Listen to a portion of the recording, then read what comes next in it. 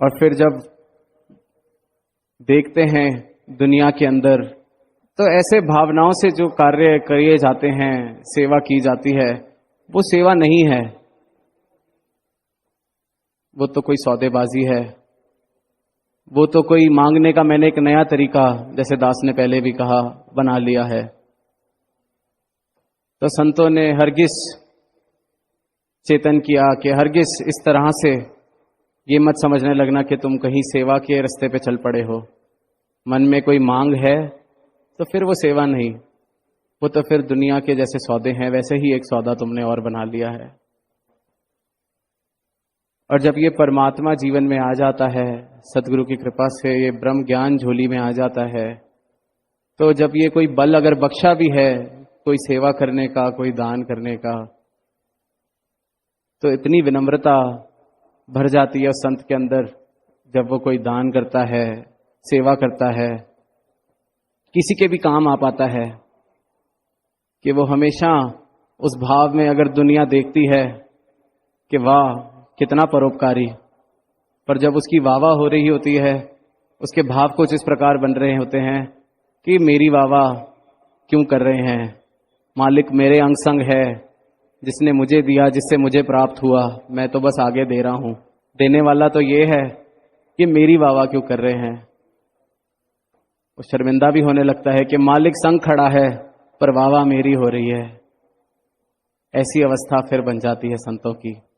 लोगों को भ्रम है कि मैं कोई बहुत बड़ा दान करने वाला बन गया हूं, याते नीचे नैन, इसलिए मेरे नैन नीचे रहते हैं। जब उनसे पूछा गया कि आप दान करते वक्त क्यों आपकी आंखें झुकी रहती हैं, क्यों नहीं देखते, तो वो उनकी विनम्रता, वो संत का स्वभाव, क्योंकि उसको पता है देवनहारा तो कोई और है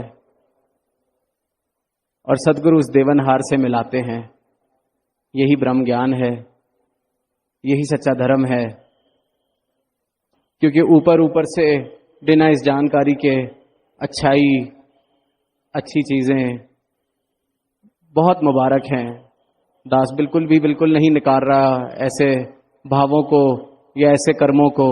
बड़ी जरूरत है समाज की कि ऐसे कर्म किए जाएं, लोगों के काम आया जाए। पर दास बस इतना सा ही अनुरोध करता है कि जो बात के पहले हम अच्छे हो जाएं, फिर अच्छाई तो अपने आप बहेगी।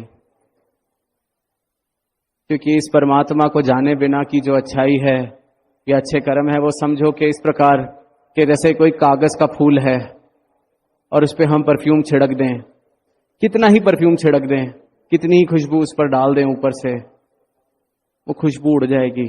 वो कागज का फूल कागज का ही रहेगा। सुंदरता वो भी बढ़ाता है, पर है वो कागज का ही।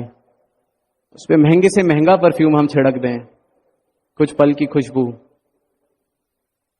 काम भी वो जरूर आएगा,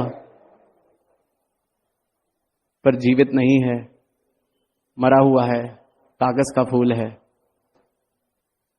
और सदगुरु ऐसा उपकार करते हैं कि इस कागज के फूल को भी असली फूल बना देते हैं। यही सब कुछ है, यही धर्म की असली परिभाषा। एक कागज के फूल का तेरा जीवन है, तो क्यों नहीं एक असली फूल की तरह खिलना चाहता। तो धर्म किसी और के लिए किए जाने वाली चीज नहीं है, ये तो मेरी अपनी निजी चीज, मेरी अपने लिए, किसी और के लिए नहीं। ये हर एक कागज के फूल के लिए मौका है कि तुम भी असली फूल की तरह कोमल, सुंदर, खुशबूदार बन सकते हो।